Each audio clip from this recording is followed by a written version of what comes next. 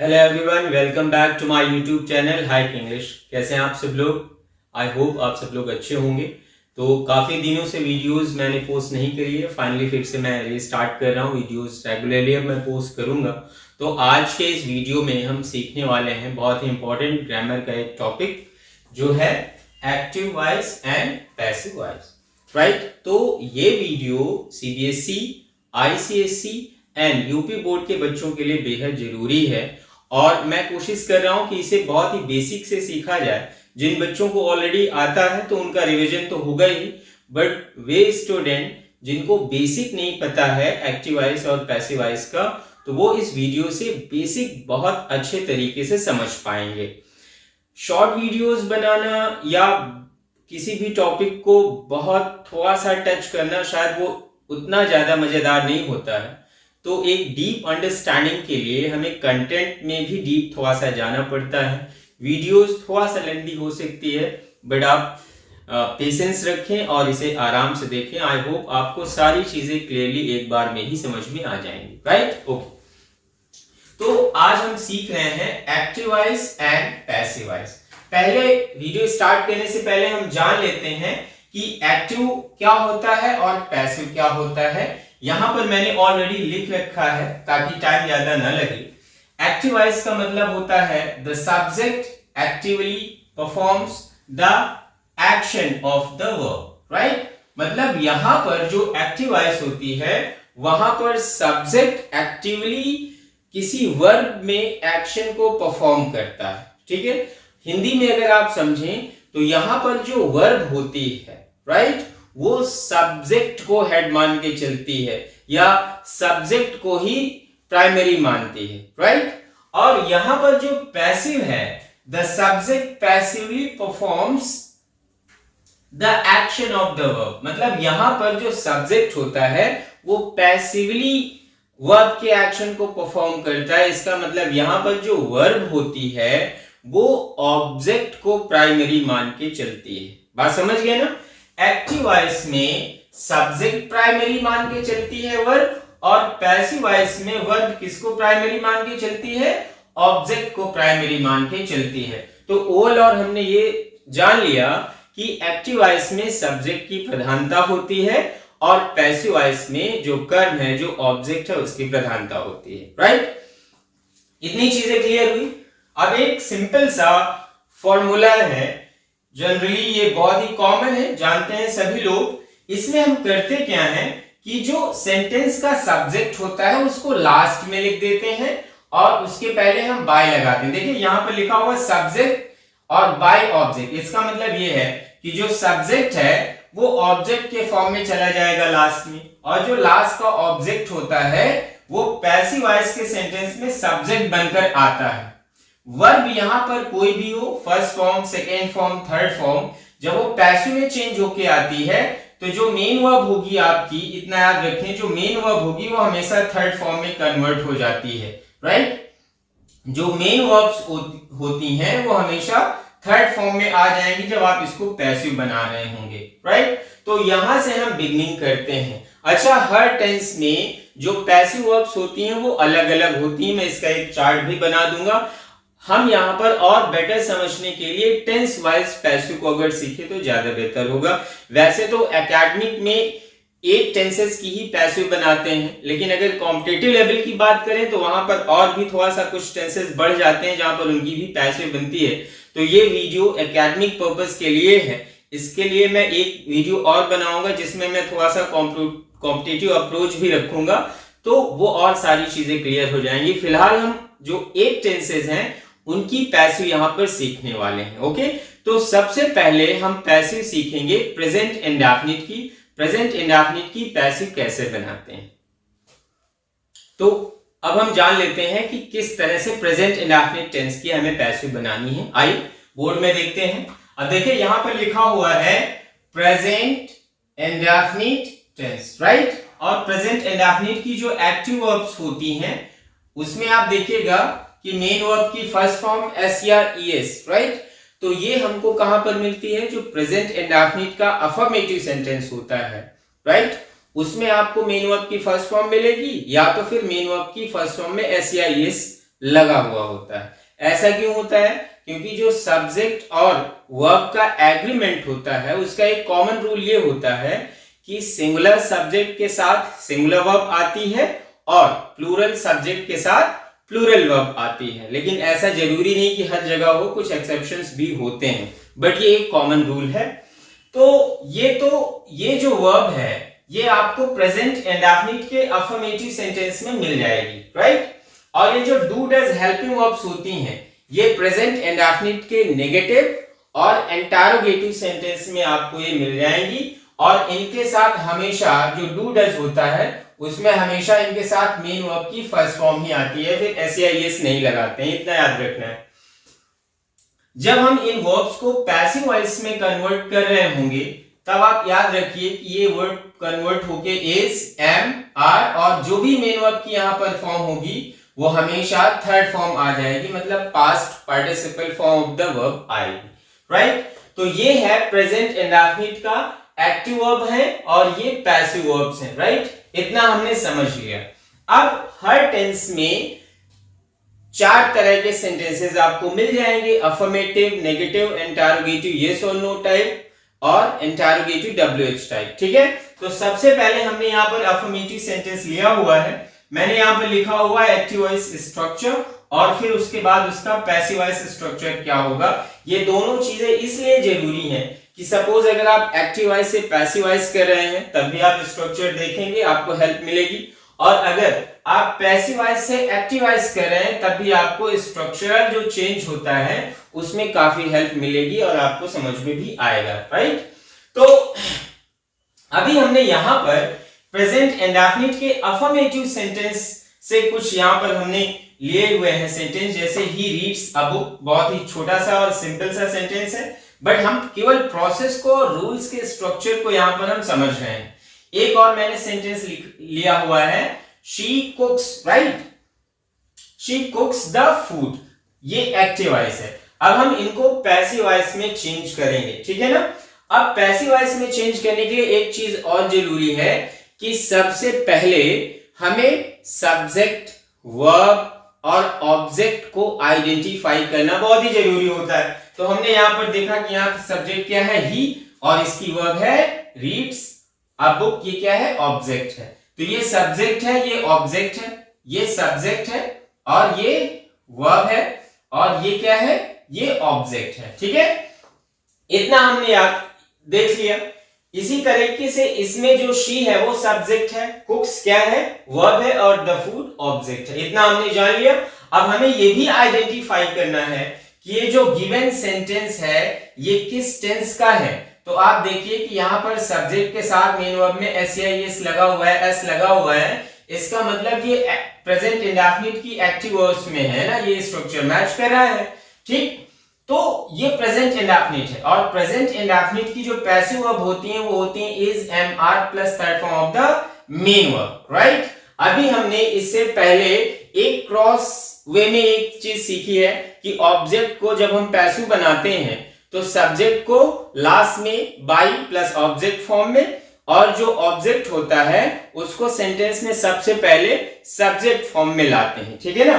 तो उसी तरीके से करेंगे। इससे पहले हम जान लें कि जितने भी प्रोनाउंस होते हैं उनका सब्जेक्टिव फॉर्म क्या होता है, ऑब्जेक्टिव फॉर्म क्या होता है, इतना आप जान लीजिए। तो ये बहुत ही बेसिक चीज है, एक बार मैं फिर से उसे रिवाइज आपको करवा रहा हूं।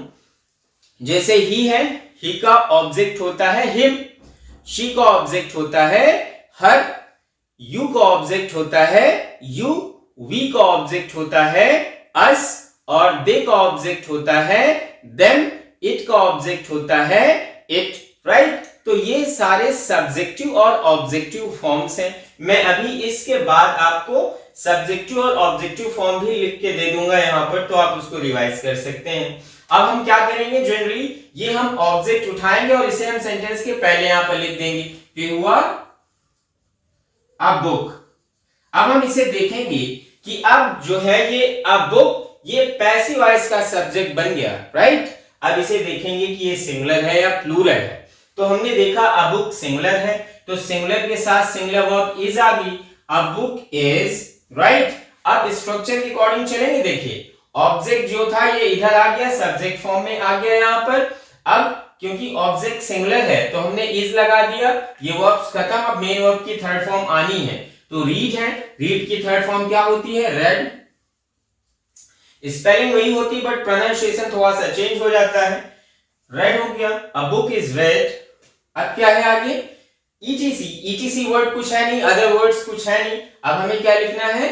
बाय हमने यहाँ पर लिखा, और इसके बाद अब आएगा सब्जेक्ट, लेकिन सब्जेक्ट किस फॉर्म में आएगा? इन ऑब्जेक्ट फॉर्म। तो सब्जेक्ट है ही, और ही का ऑब्जेक्ट होता है हिम, राइट? ये इसका पैसिव बन गया, a book is red by him. Okay, I hope ये समझ में आ गया होगा। चलिए दूसरा सेंटेंस देख लेते हैं, बिल्कुल उसी तरीके है। शी सब्जेक्ट है, कुक्स वर्ब है, और द फूड ऑब्जेक्ट है। क्योंकि ये ऑब्जेक्ट है इसलिए ऑब्जेक्ट को सबसे पहले लाएंगे यहां पर, तो हमने लिखा यहां पर द फूड। और द फूड देखते हैं सिंगुलर है कि प्लूरल है, तो द फूड जो है वो सिंगुलर में आएगा, इज लगेगा, द फूड इज, राइट? अब और क्या है आगे? मेन वर्ब की थर्ड फॉर्म आएगी, तो कुक की थर्ड फॉर्म क्या होती है? कुक्ड हमने यहां पर लिख दिया। इसके बाद ETC, other words, other word यहां पर और कुछ है नहीं। इसके बाद फिर आता है बाय। बाय के बाद हम सब्जेक्ट लाएंगे बट ऑब्जेक्ट फॉर्म में उसे लिखेंगे, तो शी इधर का सब्जेक्ट है, इसको हम इधर लाएंगे तो शी का ऑब्जेक्ट होता है हर। आपको ये याद हो जाना चाहिए धीरे धीरे करके। ही का ऑब्जेक्ट हिम होता है, शी का ऑब्जेक्ट हर होता है। तो ये दोनों सेंटेंसेस हैं प्रेजेंट एंड डेफिनिट टेंस के, अफर्मेटिव सेंटेंस के, और दोनों का स्ट्रक्चर लिखा हुआ है। आई होप ये आपको बेहतर समझ में आ गए होंगे। अब हम इसके बाद आगे बढ़ते हैं प्रेजेंट एंड डेफिनिट के नेगेटिव सेंटेंस में, राइट? तो अब हम सीखते हैं प्रेजेंट एंड डेफिनिट टेंस के नेगेटिव सेंटेंस के एक्टिव और उसका पैसिव स्ट्रक्चर। ठीक है, मैंने एक्टिव स्ट्रक्चर भी लिख रखा है और पैसिव स्ट्रक्चर लिख रखा है। इस बार मैंने ये कॉलम भी आपको बना दिया है, इससे और आसानी हो जाएगी आपको समझने के लिए। ही का जो ऑब्जेक्ट होता है वो हिम होता है, शी का हर होता है, I me, we us, it they them, you होता है, राइट? तो ये सब्जेक्ट और ऑब्जेक्ट फॉर्म उधर लिखे हुए हैं। अब यहाँ पर हम एक्टिव स्ट्रक्चर देख लेते हैं प्रेजेंट एंड डेफिनिट के नेगेटिव सेंटेंस का, जिसमें सब्जेक्ट डू डज, ये अकॉर्डिंग टू सब्जेक्ट होगा। अगर सब्जेक्ट सिंगुलर है तो डज हेल्पिंग वर्ब आती है, सब्जेक्ट प्लूरल है तो डू आता है। नॉट होगा, एमवी का मतलब यहाँ पर है मेन वर्ब, फर्स्ट फॉर्म आती है। जब हेल्पिंग वर्ब डू डज लगती है तब मेन वर्ब की फर्स्ट फॉर्म होती है, ऑब्जेक्ट और ईटीसी। ये एक्टिव सेंटेंस का एक्टिव स्ट्रक्चर होगा। जब हम इसको पैसिव में चेंज करेंगे तो क्या चेंजेस होंगे देख लीजिए। पैसिव स्ट्रक्चर में जो ऑब्जेक्ट है ना वो पहले आ गया, और ये किस फॉर्म में आएगा? इन सब्जेक्ट फॉर्म। ऑब्जेक्ट को हम सब्जेक्ट फॉर्म में पहले ही इधर लिख लेंगे, राइट? अब इसके बाद ये जो बना ना, ये पैसिव का सब्जेक्ट बन गया, ठीक है ना? अब इसके अकॉर्डिंग हम देखेंगे कि वर्ब्स हमारी क्या आनी चाहिए। ये सिंगुलर है, प्लूरल है, उसके अकॉर्डिंग हम इज, एम, आर चूज करेंगे, ठीक है ना? यहां पर जैसे देख लीजिए, ही के साथ इज आएगा, शी के साथ इज आएगा, आई के साथ एम आएगा, वी के साथ आर आएगा, इट के साथ इज आएगा, दे के साथ आर आएगा, और यू के साथ भी आर आता है, राइट? तो ये चीजें हैं। नेगेटिव सेंटेंस है तो नॉट होगा ही, हमेशा मेन वर्ब की थर्ड फॉर्म ही होगी। जब भी पैसिव आप बना रहे होगे तो पैसिव सेंटेंस में हमेशा मेन वर्ब की थर्ड फॉर्म ही होती है, तो इसमें कोई कंफ्यूजन ही नहीं है। अदर वर्ड्स आ जाएंगे बाय, और इसके बाद अब ये सब्जेक्ट आएगा, बट देखिए सब्जेक्ट इन ऑब्जेक्ट फॉर्म आ रहा है, ठीक है? तो ये इसका स्ट्रक्चर हो गया। अब हम पहला सेंटेंस मैंने लिया हुआ है, the peon does not ring the bell. तो सेंटेंस के स्ट्रक्चर से ही हम समझ गए कि ये किस टेंस का है। देखिए जनरली क्या होता है, जो हेल्पिंग वर्ब है डू और डज, राइट, ये किस टेंस में आती हैं? ये प्रेजेंट इंडेफिनिट टेंस में आती हैं। और डू डज जब आती है तो वो आप देखना पड़ेगा कि वो नेगेटिव है या इंटरोगेटिव है। इंटरोगेटिव यस और नो टाइप वाले जो सेंटेंस होंगे वो डू डज से ही शुरू होते हैं। तो ये स्ट्रक्चर क्या है? नेगेटिव का स्ट्रक्चर दिया हुआ है प्रेजेंट इंडेफिनिट के, ठीक है? तो कोई दिक्कत नहीं। अब हम इसे पैसिव में चेंज करेंगे तो सबसे पहले हमें subject, verb and object identify कर लेना है। तो ये द प्यून क्या है? सब्जेक्ट है, डज हेल्पिंग वर्ब है, नॉट नेगेटिव है, वर्ड है, और रिंग मेन वर्ब की फर्स्ट फॉर्म दी गई है, और द बेल ऑब्जेक्ट है। तो हम इस ऑब्जेक्ट को सबसे पहले यहां पर ले आएंगे, तो द बेल हम पहले ले आते हैं। यहां पर हमने लिखा द बेल। अब द बेल सिंगुलर है, क्योंकि ये सिंगुलर है, इसके अकॉर्डिंग हमें वर्ब लानी है। इज एम आर में कोई एक आएगा, तो द बेल सिंगुलर है इसलिए हमने वर्ब लिखी इज, और इसके बाद अब क्या लाना है, नॉट। ठीक है ना, यहां पर स्ट्रक्चर में आप देखिए नॉट यहां पर हमने लिख दिया, द बेल इज नॉट, और रिंग अब आनी है वर्ब, वर्ब की थर्ड फॉर्म आएगी रिंग, रैंग, रंग। ठीक है, the bell is not rung bye, अब क्या लिखना है, बाय, क्योंकि अदर वर्ड तो है नहीं, तो बाय आ गया। अब ये सब्जेक्ट जो है उधर चला जाएगा, तो द प्यून हो गया, क्योंकि जैसे ये द प्यून है या जो बेल है, ये क्योंकि प्रोनाउन तो है नहीं, ये नॉमिनेटिव केस में आते हैं, तो ये ऑब्जेक्ट प्लेस पे भी वही रहते हैं, एज इट इज रहते हैं ना। अगर कोई प्रोनाउन होगा तो उसका ऑब्जेक्ट और सब्जेक्ट चेंज होता है, या उसके अलग अलग फॉर्म्स होते हैं। तो ये चीज आपको समझ में आ गई होगी। सिंपली द बेल जो ऑब्जेक्ट है वो पहले हमने उठाया, इसके अकॉर्डिंग वर्ब लिख दी इज, नॉट लगाया, इसके बाद जो मेन वर्ब है उसकी थर्ड फॉर्म लिख दी, अदर वर्ड कोई है नहीं, कोई दिक्कत नहीं है, फिर बाई, और इसके बाद जो इधर का सब्जेक्ट है लास्ट में हमने यहाँ पर उसे प्लेस कर दिया। ये आपका पैसिव क्लियर हो गया। ठीक है, ये पैसिव हो गया, और ये था इसका एक्टिव, ये एक्टिव था, राइट। अब इसमें आप देख लीजिए, ये एक्टिव सेंटेंस है, और इसके बाद हम इसका पैसिव कैसे बनाएंगे, you do not write an application. ठीक है, सेंटेंस क्या है, you do not write an application, तो यू यहां पर सब्जेक्ट है, डू हेल्पिंग वर्ब है, नॉट नेगेटिव वर्ड है, राइट मेन वर्ब की फर्स्ट फॉर्म है, और यहां पर एन एप्लीकेशन ये इधर पूरा ऑब्जेक्ट में आ रहा है। ठीक है ना, एन आर्टिकल है, एप्लीकेशन ये ऑब्जेक्ट है। ठीक है, तो इसको हम एक साथ ले लेंगे क्योंकि ये इसी के साथ लगा हुआ है। ठीक है, अब हम ऑब्जेक्ट को सबसे पहले लाते हैं। सबसे पहले क्या करेंगे, ऑब्जेक्ट को पहले लाते हैं, तो यहां पर हमने लिख लिया एन एप्लीकेशन। अब यहां पर एक चीज देख लीजिए, यहां पर स्ट्रक्चर देखिए, ऑब्जेक्ट सब्जेक्ट फॉर्म में यहां पर आ गया। अब इसके अकॉर्डिंग हमें वर्ब लानी है इज एम आर, तो एप्लीकेशन जो है वो सिंगुलर है इसलिए सिंगुलर वर्ब आएगी, राइट, इज, राइट। अब इसके बाद क्या है, नॉट हमें लिखना है, तो नॉट हमने यहां पर लिख दिया। अब क्या आना है, अब आनी है third form of the main verb, तो राइट है, राइट की थर्ड फॉर्म क्या होती है, write, wrote, written, written third form है, तो हमने यहां पर लिख दिया रिटन। ओके, अब क्या बचा, अब इधर का सब्जेक्ट बचा। ठीक है, तो सब्जेक्ट ये जो है ये ऑब्जेक्ट फॉर्म में उधर जाएगा, यू का ऑब्जेक्ट देख लीजिए यू ही होता है, तो यहां पर हमने लिखा बाई और यू, ये आपका नेगेटिव स्ट्रक्चर भी क्लियर हो गया। एक बार फिर से देख लेते हैं, the peon does not ring the bell, the bell is not rung by the peon, you do not write an application is not written by you. ये इसका पैसिव हो गया। ये चीज आपको थोड़ा सा लर्न करनी पड़ेगी क्विकली, और आसानी से चीजें समझ में आ जाएंगी। तो इसके बाद अब हम बढ़ते हैं इंटरोगेटिव स्ट्रक्चर की तरफ, जो इंटरोगेटिव सेंटेंसेस हैं प्रेजेंट इंडेफिनिट टेंस के। तो सबसे पहले हम सीखेंगे interrogative sentence yes and no type. Okay, इसके बाद आगे तो अब हम सीखते हैं इंटरोगेटिव सेंटेंस में इंटरोगेटिव सेंटेंस यस और नो टाइप का एक्टिव स्ट्रक्चर क्या होगा और उसकी पैसिव वॉइस कैसे बनेगी। ठीक है, अभी प्रेजेंट इंडेफिनिट टेंस ही चल रहा है, वीडियो थोड़ा सा लेंदी हो सकती है, बट आप पेशेंस के साथ इसे देखें, एक बार में क्लियर होगा। इससे अच्छा है कि आप 5-5 या 10-10 मिनट की वीडियो 4 देखें, और एक वीडियो अगर थोड़ा सा हल्की लेंदी भी होती है तो अगर आप एडजस्ट कर सकते हैं थोड़ा पेशेंस के साथ, तो क्लियरली आपको समझ में आ जाएगा।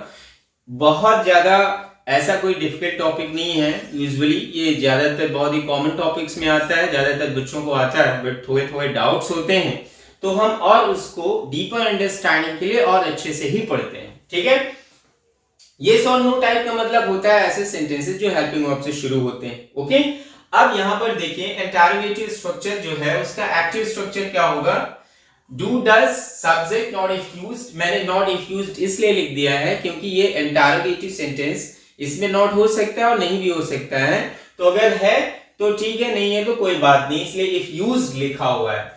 मेन वर्ब की फर्स्ट फॉर्म आएगी ऑब्जेक्ट, देन ईटीसी और लास्ट में क्वेश्चन मार्क। ठीक है, तो यहां से हम इसे पहचान लेंगे कि ये प्रेजेंट इंडेफिनिट का टेंस है, सेंटेंस है। और इसका पैसिव स्ट्रक्चर सबसे पहले क्या होगा, देखिए यहां पर क्या है, एक मिस्टेक हो गई है स्ट्रक्चर लिखने में, मैं इसे सुधार देता हूं, डोंट वरी, बट बहुत ही क्विकली मैं सुधार देता हूं इसे जल्दी से। ये करना है। अब जब पैसिव आप बनाएंगे इसका, तो पैसिव स्ट्रक्चर भी आपका इज एम आर से ही शुरू होगा और इसके बाद इधर आएगा ऑब्जेक्ट, किस फॉर्म में, सब्जेक्ट फॉर्म में आएगा। और नॉट अगर है तो नॉट भी आप लिख देंगे, कोई दिक्कत यहां पर नहीं है।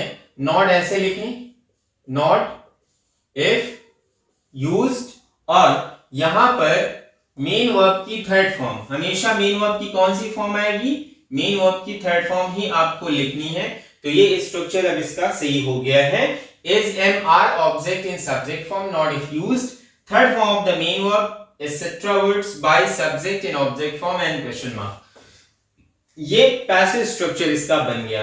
अब मैंने यहां पर सेंटेंसेस ऑलरेडी लिख रखे हैं, डू दे रीड रामायण, और दूसरा सेंटेंस है does she not wash her clothes. Okay, तो सबसे पहले तो हमें क्या करना है, while changing a sentence into passive voice, what we should follow, right. At first तो सबसे पहले तो हमें टेंस पहचानना होगा ना, कि टेंस कौन सा है, इसके बाद सब्जेक्ट ऑब्जेक्ट वर्ब देखेंगे। तो हमने यहां देख लिया, हमें हेल्पिंग वर्ब मिल गई डू, और मेन वर्ब की फर्स्ट फॉर्म है यहां पर, तो डू डज से ही हम पहचान लेते हैं कि ये प्रेजेंट इंडेफिनिट टेंस होगा, राइट, और है भी, ठीक है। Do they read Ramayana, do यहां पर लगा हुआ है, इसके बाद ये प्लूरल सब्जेक्ट है, read first form of the verb है, रामायण ऑब्जेक्ट है यहां पर। इसमें क्या है, डज हेल्पिंग वर्ब है, शी सब्जेक्ट है, सिंगुलर है इसलिए डज लगा हुआ है, दे प्लूरल है इसलिए डू लगा हुआ है, नॉट इसमें लगा हुआ है, wash first form of the main verb है,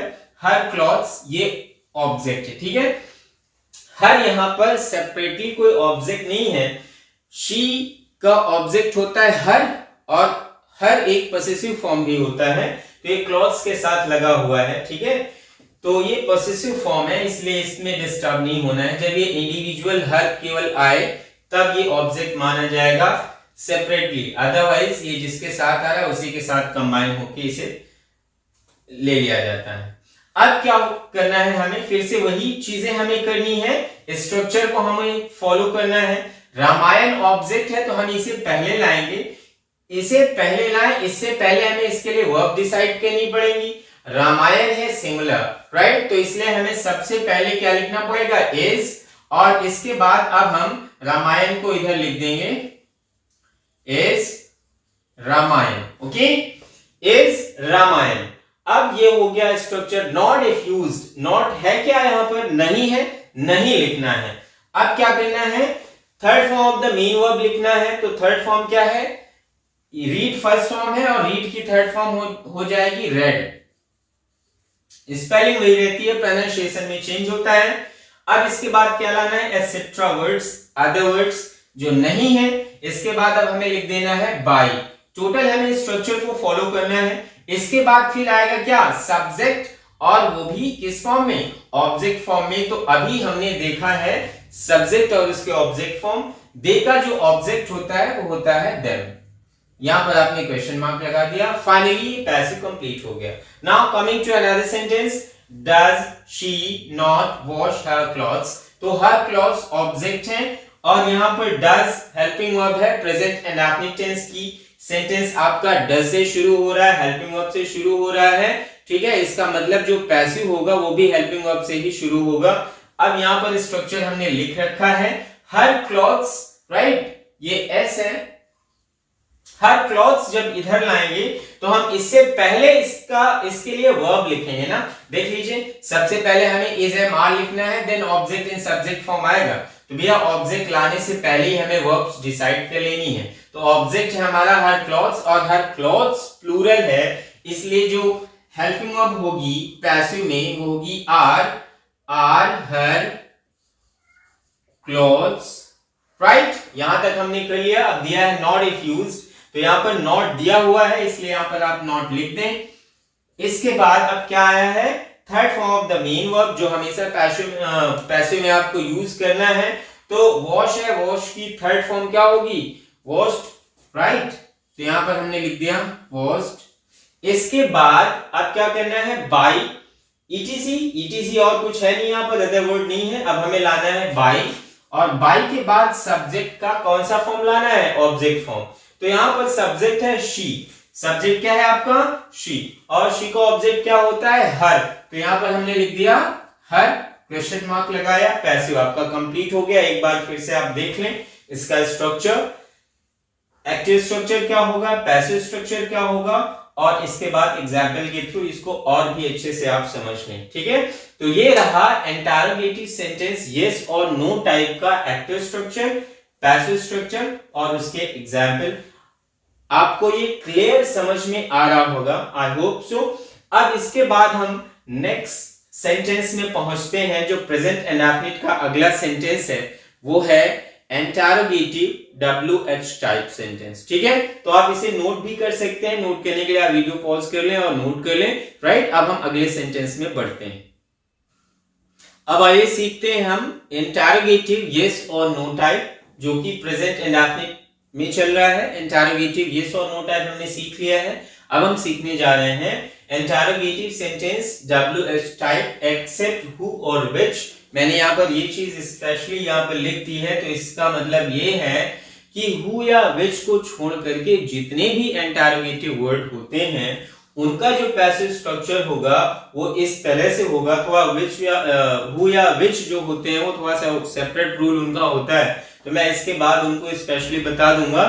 इसके अलावा जितने भी क्वेश्चन वर्ड होते हैं उनका स्ट्रक्चर क्या होगा, एक्टिव और पैसिव, और प्लस उनके एग्जांपल्स कैसे होंगे, ये चीज आप यहाँ पर देख लें। ठीक है, तो यहाँ पर देखिए प्रेजेंट इंडेफिनिट टेंस का जो इंटरोगेटिव सेंटेंस WH टाइप है उसमें एक्टिव स्ट्रक्चर क्या होता है? क्वेश्चन वर्ड पहले, QW का मतलब है यहाँ पर question word plus do does subject. तो ये जो डू डज होता है अकॉर्डिंग टू सब्जेक्ट आता है। सब्जेक्ट सिंगुलर होगा तो डज आएगी, प्लूरल होगा तो डू आएगा। नॉट इफ यूज, नॉट हो सकता है, नहीं भी हो सकता है। फर्स्ट फॉर्म हमेशा आएगी जब ये स्ट्रक्चर होगा, प्लस ऑब्जेक्ट और ईटीसी प्लस क्वेश्चन मार्क, ये एक्टिव का स्ट्रक्चर होता है। और जब हम इस स्ट्रक्चर को पैसिव में चेंज करेंगे, क्योंकि ये जो स्ट्रक्चर है वो प्रेजेंट इंडेफिनिट का है, और प्रेजेंट इंडेफिनिट की जो पैसिव वर्ब्स होती हैं वो होती हैं इज, एम, आर प्लस हमेशा मेन वर्ब की थर्ड फॉर्म में लगती है। तो क्वेश्चन वर्ड जो होगा वो तो एज इट इज आ जाएगा। ये वर्ब्स यहाँ पर जो डू डज है ये इज, एम, आर में हो जाएंगी। ठीक है, और जो ऑब्जेक्ट लास्ट में दिया है वो पहले आ जाएगा किस फॉर्म में? सब्जेक्ट फॉर्म में। नॉट है तो लगा देंगे यहाँ पर, और वर्ब की थर्ड फॉर्म, मेन वर्ब की थर्ड फॉर्म आ जाएगी।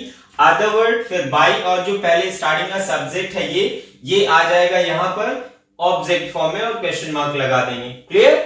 इतना। और मैंने यहाँ पर अब सेंटेंसेस लिख रखे हैं। पहला सेंटेंस है Why does she not teach her student? तो सबसे पहले हम क्या करते हैं, जब भी आप पैसिव चेंज करें इससे पहले आप सब्जेक्ट क्या है, हेल्पिंग वर्ब क्या है, कैसा सेंटेंस है, कौन सा टेंस है, ये सारी चीजें जान लें। तो यहाँ पर सेंटेंस आपका Y से शुरू है, तो इतना तो पक्का है कि ये इंटरोगेटिव WH टाइप का है। ठीक है, क्योंकि इंटरोगेटिव WH टाइप जितने भी होते हैं वो सब क्वेश्चन वर्ड से ही शुरू होंगे। ठीक है, इसके बाद डज, शी, नॉट, राइट। तो ये कुल मिलाकर इंटरोगेटिव WH टाइप है। सब्जेक्ट है यहाँ पर शी, सब्जेक्ट है, नॉट नेगेटिव वर्ड है। टीच मेन वर्ब की फर्स्ट फॉर्म है, और हर स्टूडेंट ये क्या है आपका? ऑब्जेक्ट है। ठीक है ना, हर स्टूडेंट्स ये पूरा ऑब्जेक्ट हो गया। अब हम क्या करेंगे, सबसे पहले while changing this into passive voice, सबसे पहले हम क्वेश्चन वर्ड को एज इट इज लिख लेंगे। ठीक है, हम इसे पैसिव वॉइस में चेंज कर रहे हैं। क्वेश्चन वर्ड को हमने एज इट इज लिख लिया। अब इसके बाद हमें क्या लाना है? इधर का ऑब्जेक्ट इधर लाना है। ठीक है, सब्जेक्टिव फॉर्म में लाना है, बट इससे पहले हमें इज, एम, आर लगाना पड़ेगा। तो सबसे पहले तो हम हर स्टूडेंट्स का सिंगुलर है या प्लूरल नंबर है ये डिसाइड कर लेते हैं। तो हर स्टूडेंट्स क्या है? प्लूरल है, इसलिए हमने लिख लिया यहाँ पर are, why are students, right. यहां तक क्लियर हो गया। अब दिया है नॉट इफ यूज्ड, देख ले ऊपर वाले सेंटेंस में नॉट है तो इसमें भी आप नॉट लगा दीजिए, कोई दिक्कत नहीं है। अब क्या होगा? Third form of the main verb, तो यहां पर टीच थर्ड फॉर्म क्या होगी? टीच की थर्ड फॉर्म होगी टॉट, अदर वर्ड और कुछ है नहीं यहां पर। इसके बाद हम लिखेंगे बाय। बाय के बाद ये जो सब्जेक्ट है शी का ऑब्जेक्ट क्या होता है? हर। क्वेश्चन मार्क लगाया, इसका पैसिव क्लियर हो गया। Why does she not teach her students, तो यहां पैसिव इसका बना why are her students not taught by her, ये इसका पैसिव हो गया। एक और सेंटेंस दिया हुआ है व्हाट डू यू डू, ठीक है।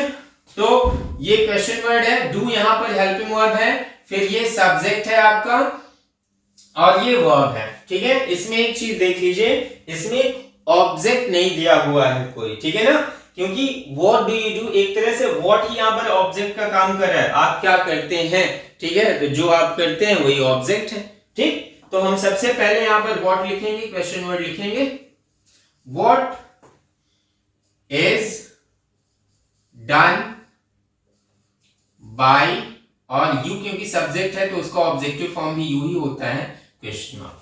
So what is done by you, ये इसका पैसिव बन गया, ठीक है। अब आप सोचेंगे कि ये इज आपने कैसे डिसाइड किया, यू तो प्लूरल होता है, हाँ प्लूरल है, बट यू यहाँ पर सब्जेक्ट था और इसके बाद हमने बाय ऑब्जेक्ट यहाँ पर लिख दिया। यू आप देखिए, यू ऑब्जेक्ट नहीं है यहाँ पर, यू सब्जेक्ट है, ऑब्जेक्ट व्हाट है, व्हाट डू यू डू आप क्या करते हैं, और जो आप कर रहे हैं वो डेफिनेटली वो ऑब्जेक्ट है, और ऑब्जेक्ट आपका सिंगुलैरिटी में होता है, इसलिए हमने वर्ब इज ले ली है। What is done by you, ये इसका पैसिव बन गया। सो आई होप ये क्लियर आपको समझ में आ गया होगा, आप इसे नोट कर सकते हैं क्विकली। इसके बाद अब हम बात करेंगे आगे हु और विच वाले सेंटेंसेस की। इसका रूल थोड़ा सा सेपरेट है, तो आइए बिल्कुल आसानी से इसको भी समझ लेते हैं। ओके, तो इस वीडियो का ये लास्ट पॉइंट बचा हुआ है, इसको भी क्लियरली समझ लेते हैं। Interrogative sentence WH type when sentence starts with who और विच। जब आपका सेंटेंस हु या विच से स्टार्ट होगा तब उसके लिए एक सेपरेट रूल बना हुआ है, by whom, by which, is MR, right? Object in subject form not if used, MB third plus etc and question mark। तो मैंने यहां पर देखें ये एक्टिव स्ट्रक्चर नहीं है, ये पैसिव स्ट्रक्चर ही मैंने यहां पर लिख दिया हुआ है, ठीक है। एक्टिव स्ट्रक्चर नहीं लिखा हुआ है मैंने यहां पर, ये पैसिव स्ट्रक्चर है, ठीक है। अब हम इसे समझ लेते हैं। एक्टिव स्ट्रक्चर ये है, एक्टिव है इसका who calls you, who teaches you maths, right. तो यहां पर देखिए हु कॉल्स यू, अब यहां पर आपको कौन बुलाता है, सेंटेंस आपका हु से शुरू है, कॉल्स मेन वर्ब की फर्स्ट फॉर्म है और एस लगा हुआ है, यू यहां पर ऑब्जेक्ट है ना कि सब्जेक्ट, इतना याद रखिएगा। जो यू होता है वो सब्जेक्ट कब होता है, ऑब्जेक्ट कब होता है। तो जब यू मेन वर्ब के पहले होता है, यू जब मेन वर्ब के पहले होता है तब वो सब्जेक्ट होता है, और जब यू मेन वर्ब के बाद होता है तब वो ऑब्जेक्ट होता है। यहां पर कॉल्स मेन वर्ब है और उसके बाद यू आ रहा है, ऑब्जेक्ट है। हु यहां पर इंटरोगेटिव वर्ड भी है और सब्जेक्ट भी, आप ये समझ लीजिए। जैसे मैंने कहा हु कॉल्स यू, आपको कौन बुलाता है, तो जो बुला रहा है आपको वो सब्जेक्ट हुआ, ठीक है ना। अब यहां पर क्योंकि सब्जेक्ट है बट अननोन है सब्जेक्ट, हम उसके बारे में नहीं पता है हमें, ठीक है ना, but somebody is calling you, कोई आपको बुला रहा है, तो ये सब्जेक्ट तो है। Who teaches you maths, आपको मैथ्स कौन पढ़ा रहा है। तो यहाँ पर फिर से देखिए यू यहाँ पर दिया है, मैथ्स दिया है, टीचर्स आपकी मेन वर्ब है। मैंने बताया यू ऑब्जेक्ट कब होता है, तो जब मेन वर्ब के बाद यू आए तब वो ऑब्जेक्ट ही होता है। यहाँ पर दो ऑब्जेक्ट हैं, यू भी ऑब्जेक्ट है और मैथ्स भी ऑब्जेक्ट है, ठीक है। Indirect object and direct object, तो हम किसी भी ऑब्जेक्ट को लेकर के पैसिव बना सकते हैं, कोई दिक्कत नहीं है। अब इसमें सबसे पहले क्या करते हैं, क्योंकि हु इंटरोगेटिव वर्ड भी होता है और ये अननोन सब्जेक्ट भी है, इसलिए पहले ही हम इसे बाय हुम कर देते हैं ना। हम इसे क्या कर देंगे, बाय हुम। हु का ऑब्जेक्ट क्या होता है, हुम, बाय हुम। अब इसके बाद दिया है इज एम आर, तो क्योंकि यू यहाँ पर ऑब्जेक्ट है, अब इस ऑब्जेक्ट को हम यहाँ पर सब्जेक्ट फॉर्म में लाएंगे। इससे पहले हमें इज एम आर लिखना है, तो यू के साथ आर आता है, तो आर हमने पहले लिख दिया। By whom are you, you अब ले आया क्योंकि यू का ऑब्जेक्ट फॉर्म भी यू होता है, सब्जेक्ट फॉर्म भी यू होता है। बाय हुम आर यू, अब क्या होगा, अदर वर्ड है नहीं तो थर्ड फॉर्म आएगी, कॉल की थर्ड फॉर्म क्या हो जाएगी, कॉल्ड, क्वेश्चन मार्क लगा दिया, इसका पैसिव क्लियर। अब अगला सेंटेंस है बिल्कुल वैसे ही चेंज करेंगे इसे, who teaches you maths, right. तो हु के लिए हमने क्या कर दिया यहां पर, इसको हमने किया बाय whom, ठीक है। अब बात यह है कि हम इसको ऑब्जेक्ट लेके चले या इसको ऑब्जेक्ट लेके चले, तो मैं दोनों तरफ से बता दे रहा हूं। अगर आपने इसको ऑब्जेक्ट लिया है, ठीक है, तो आपने करा बाय whom आर यू, और थर्ड फॉर्म क्या आई, टॉट मैथ्स, ठीक है, by whom are you taught maths. और अगर आपने मैथ्स को ऑब्जेक्ट लिया है तो ये हो जाएगा by whom is maths taught to you.